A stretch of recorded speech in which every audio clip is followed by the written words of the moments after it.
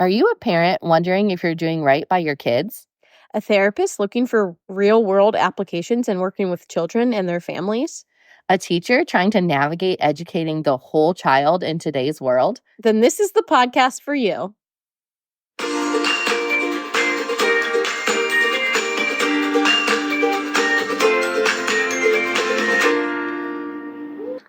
Hey guys, it's Brigid And Jenna. the teacher. And the therapist. Hey Jenna. Hey, Brigid. We're Episode 7. We are back. So it's back to school time. Back to school. I know we just started going back to set up my classroom this week. My clients are going back. Yep, the big kids are back in school. So back to school means we're back to signing up for our extracurriculars. Yeah. We're doing sports, we're doing clubs, we're doing all the things. Music, art, yep. What do you say we go through some tips for what to sign up for, some benefits, or even some drawbacks to those Are activities? there drawbacks, really? I only hear about the benefits, really. Yeah, there's a lot more than you think might be involved. Okay, well, let's do it. All right, let's talk about benefits first. Okay, I love that. Love a positive start. Some I feel like are obvious or Mhm. self-explanatory depending on the activity. Sure. If we're talking about sports, like physical movement, that's a good thing, right? Absolutely. Yeah. Sports are going to be good because they get those kids up and moving. Yeah. Exactly. And not just sports, marching band, Mm-hmm. even choir, right? You're using those abs. to Yeah, sing, you're or using your... dance, gymnastic class, things Yep. like that. For sure. So, yeah, physical activity is absolutely going to be a good one. They're part of a team. They're part of a group. They're part of a club. Sure. Any um, club. And that goes to any of the activities. Yeah, when you're signing up for, I don't know. I think at my school right now they have Lego Club. And, Oh, fun. they're signing up for these things that are just Yeah. a way to bond with your peers. I was just going to say, and it's common interests Mhm. too, of oh, I like Legos, or Right. I remember we used to do enrichment classes. And so you could Mhm. sign up for cake baking or magic. Yes, or and whatever. it's a good opportunity for a child to have a choice in something that they're experiencing. Yeah. So yeah, that's a big one. And then along with that, they're getting involved, and then they're learning those social skills. Mm-hmm. And from a mental health point of view, not the social skills vary developmentally for sure, Mhm. but then it's decreasing isolation and just being a part of a team or community can go a long way with anxiety, depression, those types of things. Right. And then they're learning the social skills.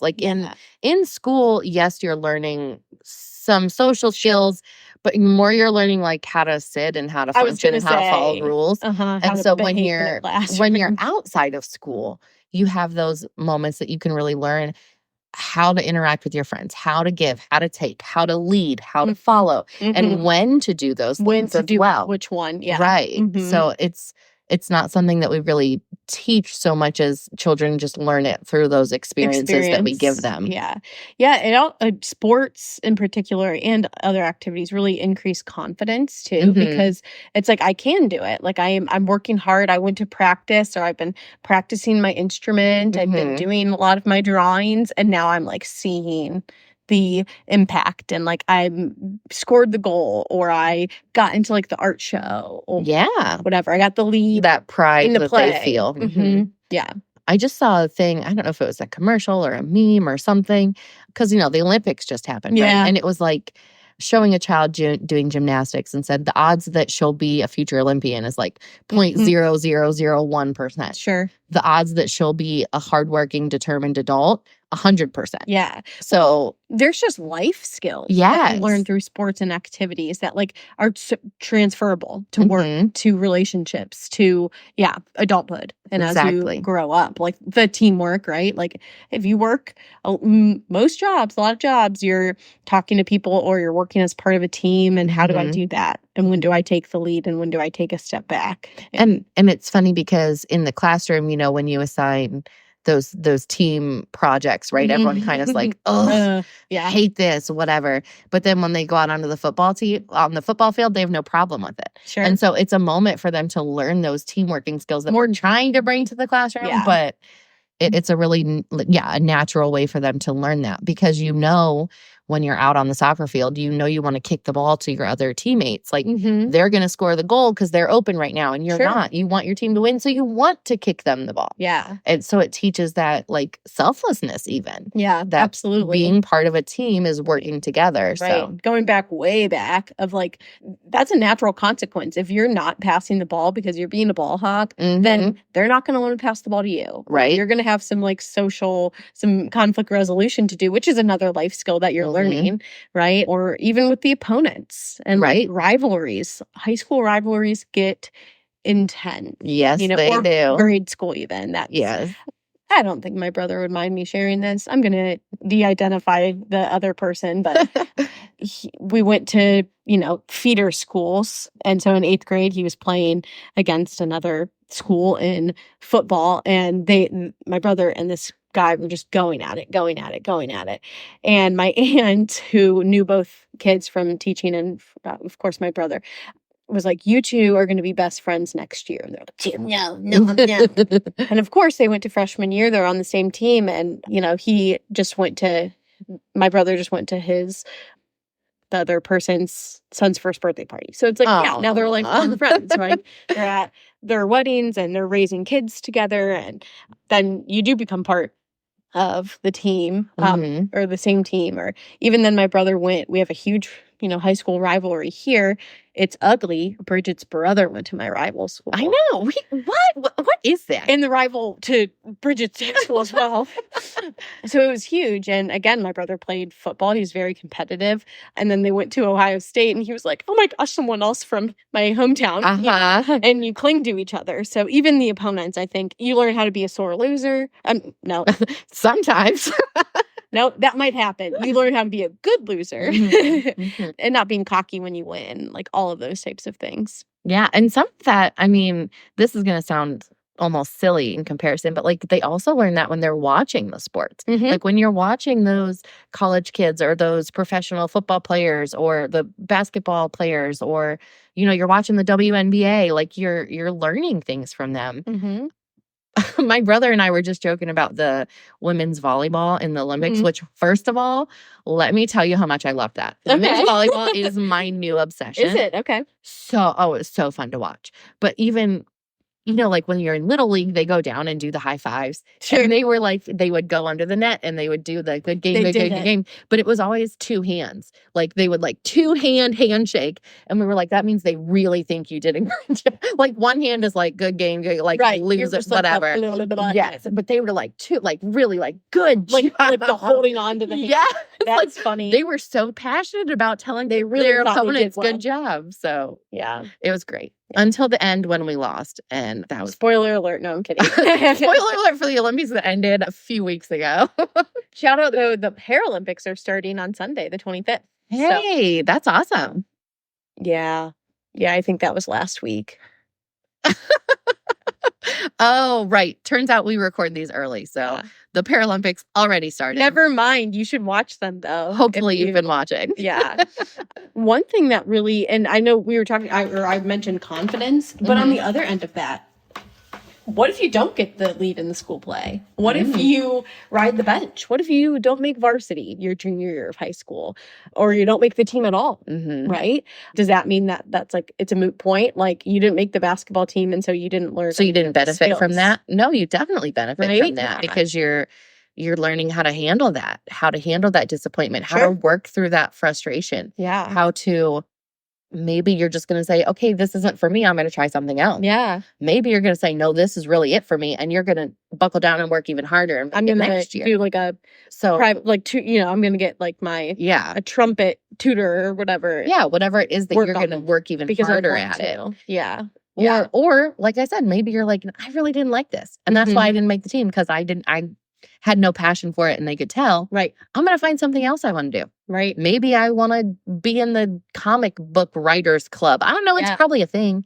So like, sure, you'll find it. Exactly. Find something that you are passionate about and do it. Yeah. And this does not just apply to kids. As adults, we need to be having those classes maybe you really like knitting. Join a knitting club.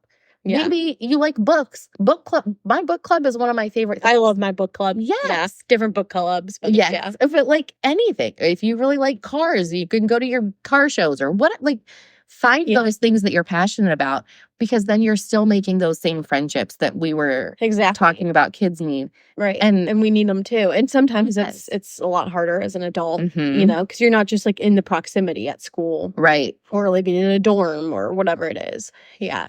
So like really think about, what am I interested what do I enjoy?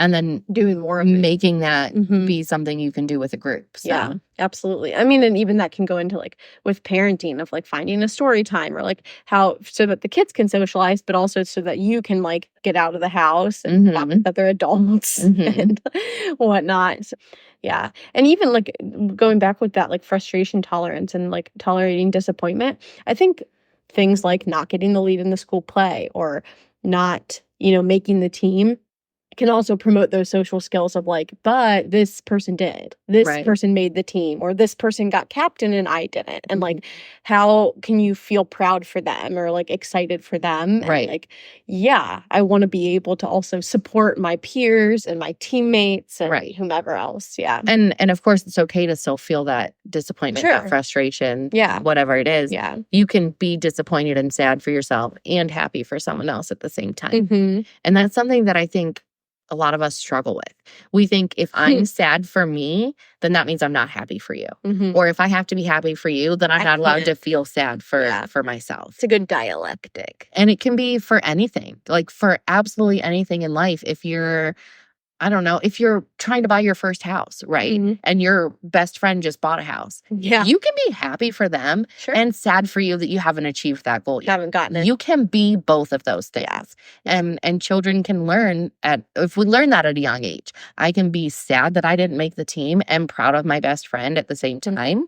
Then it's easier for us to handle it as we become older. You get older. Yeah, for sure. That's something I work on in the therapy room a lot. Yeah, it's called a dialectic. Two things can be true. Your favorite word, I think. It is. I love it. Another thing, one of those like life skills, which I really like, is becoming quote unquote coachable. So yeah, have you heard much about that, or do you know what we're referring to? I mean, I know like when I was a kid, being coachable, with like the coachable kids on the team, right, were the ones who didn't like throw a fit when they were directed to do something. They should take that direction and fix it and apply it and correct them. And it's it's like constructive criticism for sure. And I mean, we can get all kinds of pressure from parents and coaches and, you know, directors and things like that. And that can, maybe that goes more into the not so benefits. We're in the benefits section right now. But so certainly it can depend on coaching style.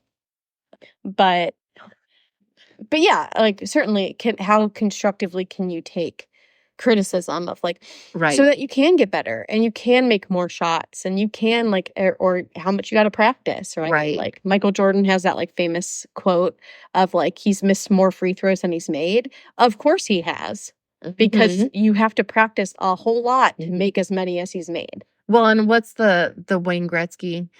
You miss 100% of the shots you don't take. Yeah. Wayne Gretzky / Michael Scott, if you watch The Office. If you know, you know. Yeah, for sure. This is an interesting one, actually, right here. Sports has been proven. I saw this in like a research article, and then I had a hard time like getting the reasoning behind it. So maybe it's a correlation. But playing sports is correlated with an improvement in academic performance. I think that's because of what you learn from sports. Sure. You like time management. You learn time management. You learn dedication. You learn hard work. You learn that you have to put in to get out. And so that you're going to start learning that across the board. Yeah. That applies to your school as well. That applies to your home as well. That applies to all these things. They're going to start seeing it show up in more places. Because you don't just learn a skill like work hard for good outcomes and that's it. You only ever learn it there. Sure. I forget what the word is, but there's a word for when it goes across to like many different platforms. And it has to happen everywhere, and it will. And you'll see them improving in those other areas too, just because they're learning, I work hard and I get better at this. Yeah. And it's easier to learn it when you're, you know, playing basketball. Sure. It's more fun. Yes. Or you're interested and so then they've learned that skill there and can apply practiced it elsewhere. Yeah. And I wonder too, that makes so much sense, those like life skills that you're learning and applying. And I wonder too how much of it potentially, and obviously it depends on the research and like who they looked at, but how much of it is like an external motivator of you have to keep a certain GPA to play the sport. So if you really care about the sport, then maybe like, yeah, I'm going to go ask the teacher for help. I'm going to find a tutor. I'm going to study more. Absolutely. Because I really, really, really want to do that. And that's something that's like becoming a thing at younger and younger ages. Oh, like I know. GPA requirement? Yeah. When I was in high school, I think it was a thing in college, but now it's like middle schools, et cetera. Like you still have to meet those same goals in order to play your sport. Interesting. Okay. So, yeah. Well, great. Those are some great benefits of extracurriculars.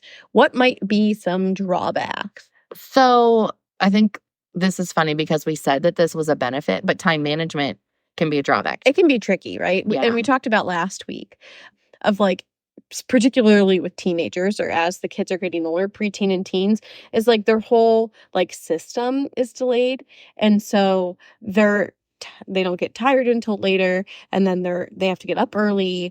And then I think we referenced that where it was like there's only so much time in the day. Mm-hmm. And so if you're going to school for 8 hours and then you do have basketball practice or band or the play rehearsal or whatever, and then we go home and now I have homework and I have to eat dinner, and maybe after school I have a part-time job or I have family commitments. Right. Then it can be hard to juggle it all. Like there is a finite amount of time. Right. And so then something is going to slip through the cracks then. And it might be a matter of priority. If you are a teenager or somebody who you're a child with younger siblings and it's your responsibility to come home and to watch them, or you're a teenager and you require or need or want a part-time job, it might be a matter of priorities of I do that and I don't play sports or do these activities at school. Ideally, we could have a balance, but it's just not feasible for every family. And this also is something that's going to apply for younger kiddos too, in that I feel like our younger kids, when they're first hitting that sports age, we want to sign them up for everything. They want to do soccer and they want to do football and they want to do tennis and they want to do swim lessons and we want to do taekwondo and we want to sign up for all the things. Yeah. And so then as adults, we're having to give up our free time to be driving our kids to this, that, and the other thing. Right. Or our weekends that we need some downtime are now really invested in. And then you have 4 kids and it's multiplied by 4. Yeah. And so it can be difficult when you really have to make those choices of what do I want to do? Where do I want to focus my time and energy? Yeah. And I would argue with that one of like including your kids, especially as they get older, in the conversation, even younger, like, okay, like, so we have some options. Say you want your kid involved in an activity for all of these benefits. Your 7-year-old. Okay, here are your options. We have t-ball. We could do soccer. Would you like to do like the local drama club? Do you want to start this art class? Like giving them like 2 or 3 options, saying like that was kind of an expectation in our house, is that we were involved in something growing up. But I see a lot, especially in my work and especially with teenagers, where coaches are pushing them, parents are pushing them. Yeah. Or parents are saying, you're going to be in 8 things, and that's just not sustainable. You're spreading yourself too thin for sure. And so a really fun activity that I saw hilarious on Super Nanny when I was like a young child, but I love it and it stuck with me, is she was working with a family that they were overbooked. And so she like physically represented it. So the kids were standing in the backyard and they all put their backpacks on, right? They had school. And then I think they took like Chinese writing classes. So then they're holding those notebooks, and then one was in basketball. And so she passed him the basketball and the other one has a soccer ball. And then this one has like, her costume for play. And the children were physically holding a representation of every activity that they were in, and they couldn't hold it. Right. I mean, like physically, like they were falling, one was very young. There was like 3 or 4 kids. And it really opened the parents' eyes, because they were like, wow, like this is what we're doing to them and to their mental health. And so what Super Nanny suggested was like, okay, what's important to you, mom and dad? What is, you one thing that you have to stick with. And I think it was like a cultural thing. And so it was like the Chinese writing that was part of their heritage. And of course the kids are like, Yeah. and then each child got to choose one. I really like soccer. Cool. You can stick with soccer. And then you have, this class on the end too. And so I've done activities with that before, or one of those like weights, the balance weights. I'll use that in session too and see like how many are on this side and how many are on that side. And I've done different kind of art activities because it is like we have a finite amount of time and energy and Right. mental And as capacity. parents, money. Yeah. I mean, I That's another remember drawback. as a kid, I remember we did everything at least once. I did the swimming lessons. You tried I it, did yeah. the t-ball and the softball and the soccer and gymnastics. Mhm. And so the two that I kind of ended up with were gymnastics and Irish dance were really like where I Stuck with it. And so then I got to be a little bit older, probably like 7, 8, and they both started to require more of that time commitment. Mhm. Because both of those, that's when you're at the time when you're like, it's going to be more time, it's going to be more practice, it's going to be more money. Right. More times a week. I remember my dad sitting down with me and saying, you can invest yourself in either one of these, but it's got to be, you have to choose. you can't do both. And it's not affordable. It's not time feasible. It's just, you have to pick. Well, Irish dance, you travel a lot. Yes. Yeah. Yeah, that is the way I went. I settled on Irish dance. Yeah. Sometimes I'm still like, I should have done gymnastics, but you could have been in the Olympics. Like you can't do both. Yeah. You just can't. Yeah. And the reason I remember this came up is because they wanted me to start training for the Junior Olympics for gymnastics.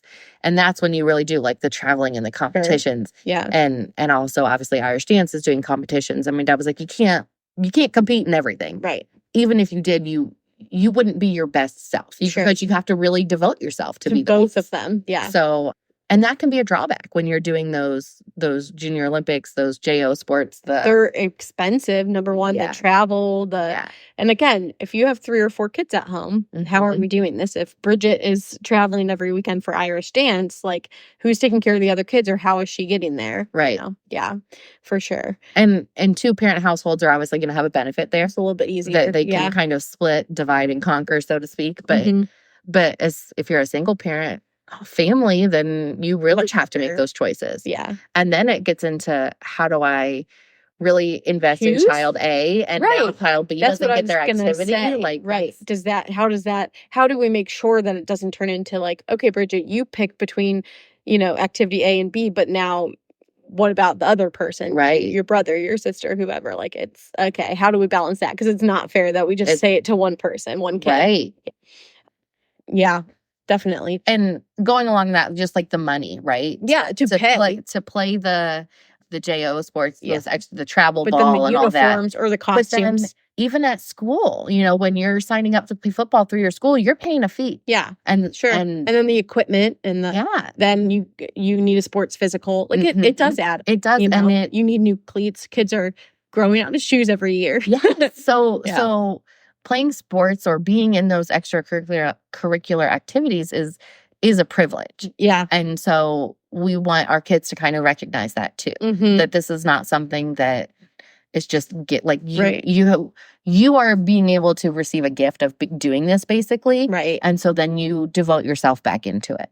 Like if you're not invested, if you don't want to do it, then let's not do it. Sure. Let's not force our kids to be doing things they're not interested in. That they don't want to. Because then we're wasting everyone's time, everyone's money. It's not worth it. Yeah, absolutely. So making those choices for your family. Yeah, it can get really expensive. I mean, heck, Irish dance, like the costumes. Yes. Or I know people that grew up dancing and it was like they're in 5 different, dance numbers and that's 5 different costumes. Yep. Yeah. Shout out to my dad for driving me to dance class every Monday and Saturday. Yeah. And probably traveling with you. Oh man, so much traveling. Yes. I bet. And then there's the registration fees at the competitions and the hotels and the car. Yeah, absolutely. And flights if the competitions are farther away. It's pricey. A big privilege to be able to do that. And it did for me. It got to a point where I was like, I don't want into this enough for it to be worth it. Yeah. And I think that's a conversation. And again, that's going to be family specific.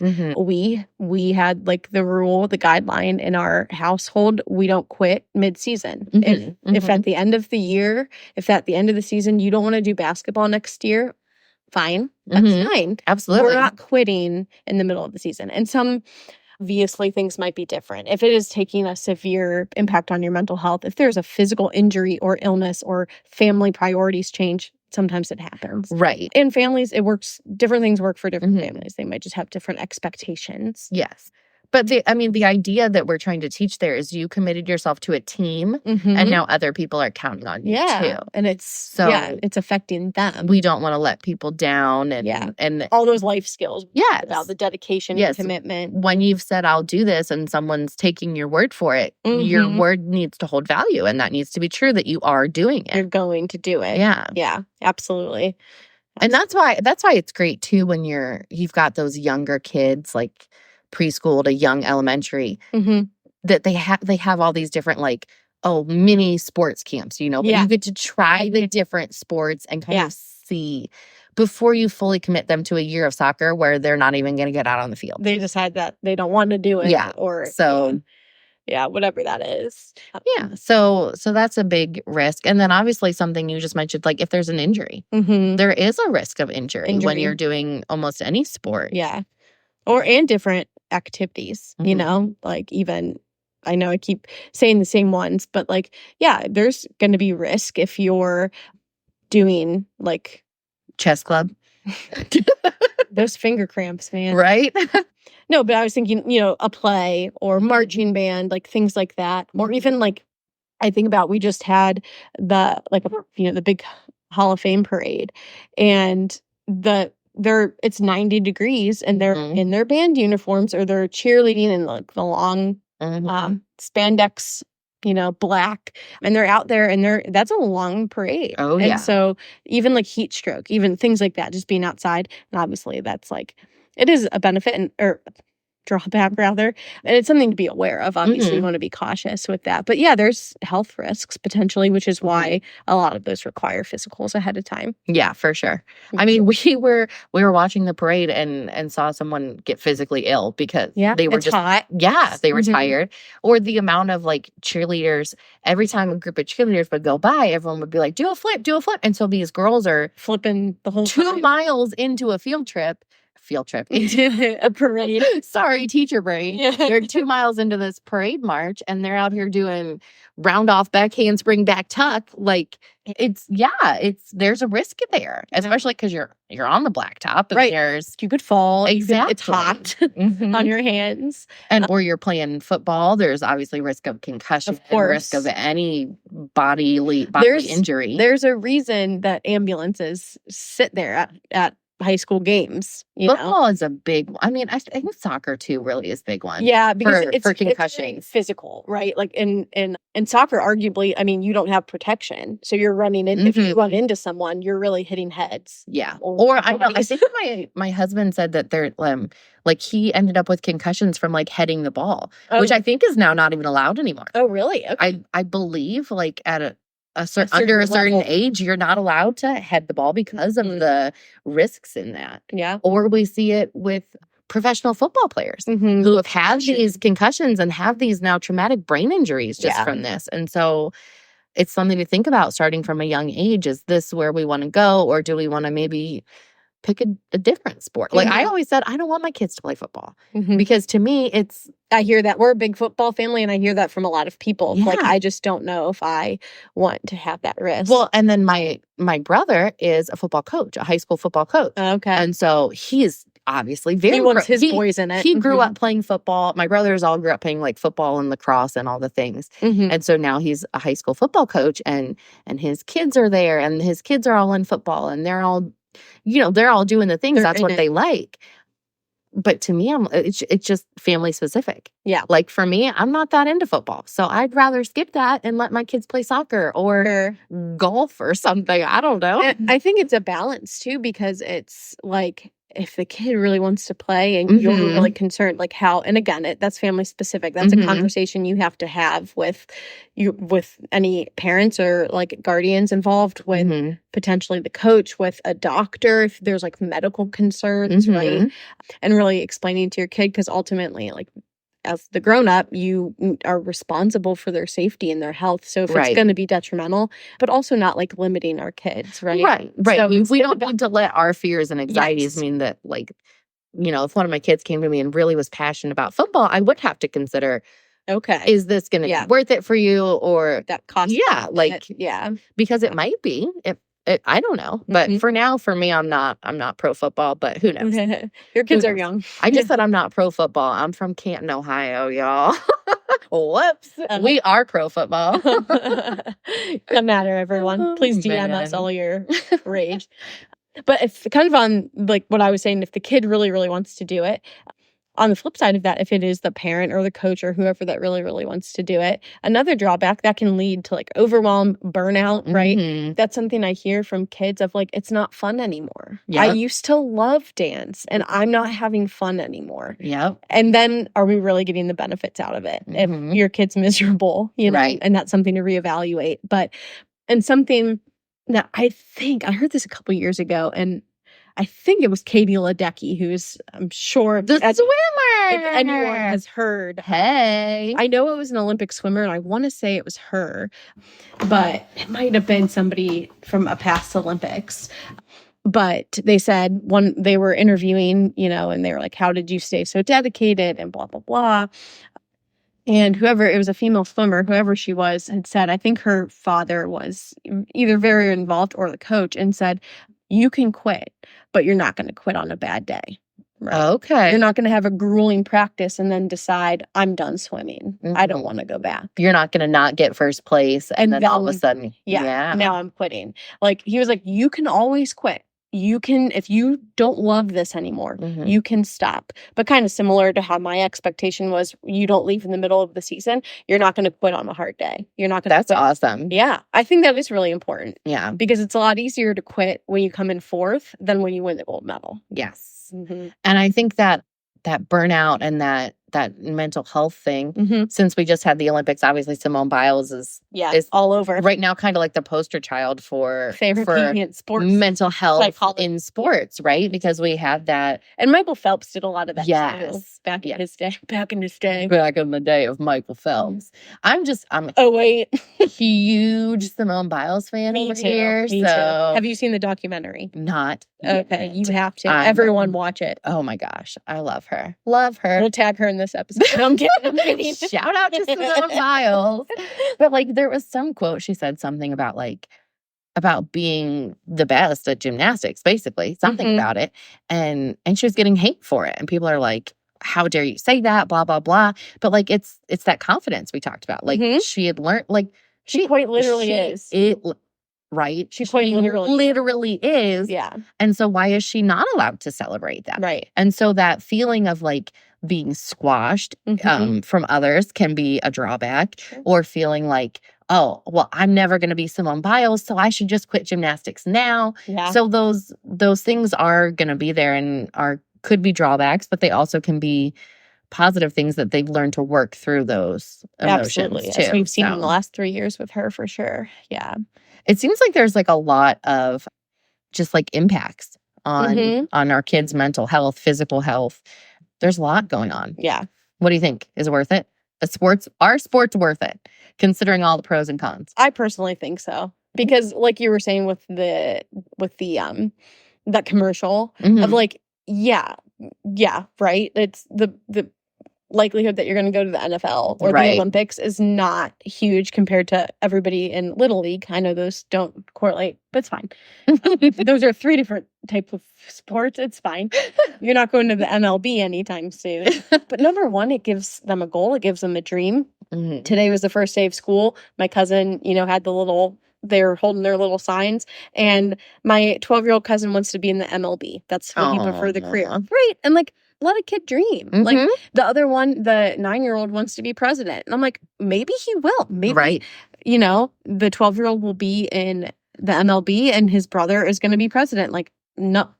Who? I don't know. Like, who am I to judge that? Number one. And number two, even if they're not, like, that gives them dreams, that gives them goals to like reach towards of like, that means I'm going to go to batting practice. I'm really going to dedicate myself to that. That means, okay, if you want to become the president, like, what does that mean? I have to get good grades. I have to, have good behavior. I have to join the political science club. Yeah. Right.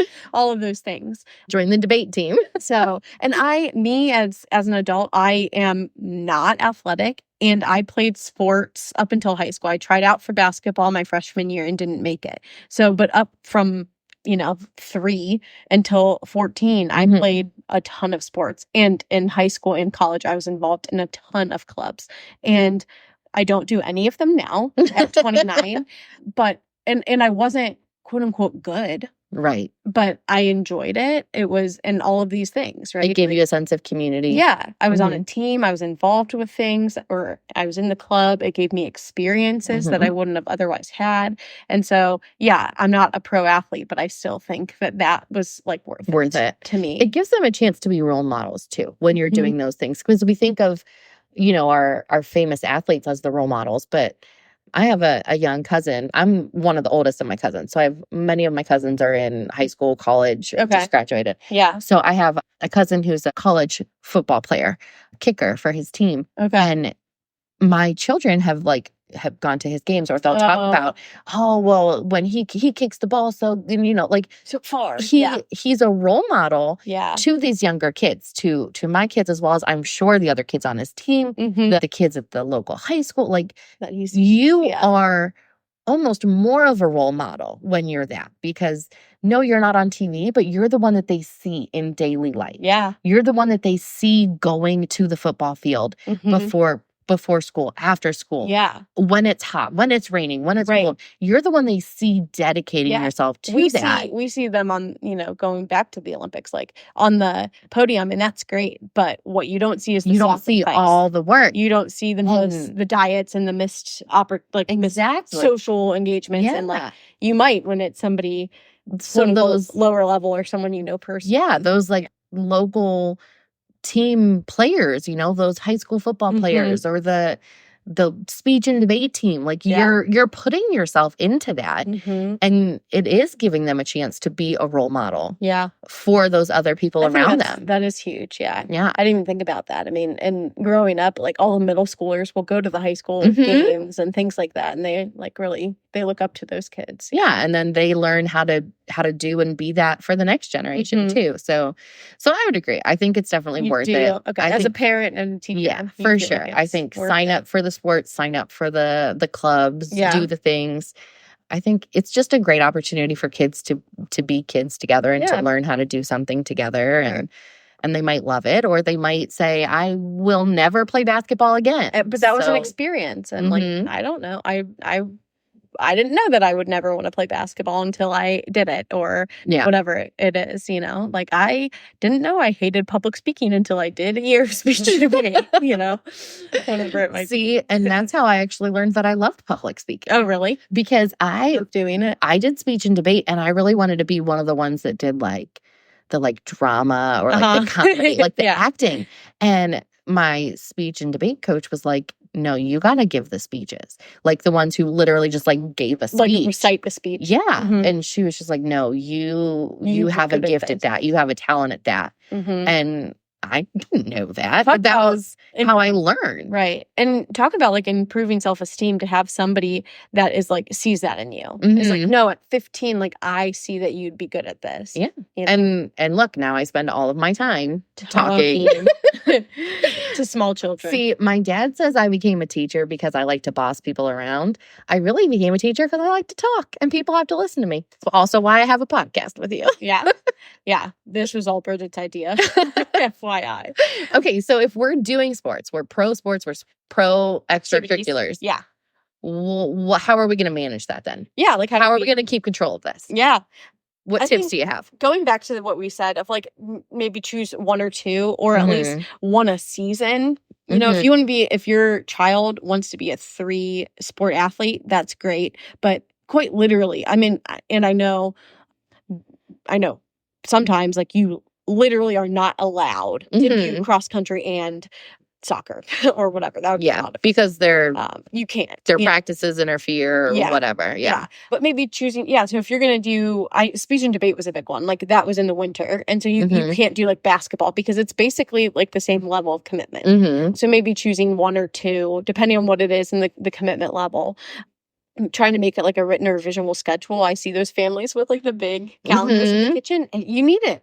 Talk about you have multiple kids with Mhm. multiple activities, we're color coding. Yeah. So Jenna's purple. You're learning those organization skills. Yeah, and learning that absolutely. time management, and also learning when we need to take a break, Mhm. when we need to step back for our mental health, and modeling that for Yeah. our kids was very important. Absolutely. Do you have any other like tips or suggestions? I'd just say, yeah, like helping with the priorities of like, what do we want to do? Which one are we going to pick? Why do we want to pick it? And being encouraging and supporting of our children regardless, whether they want to sign up or whether when it comes time that they want to quit. Yeah. And allowing that self-expression through that. Sure.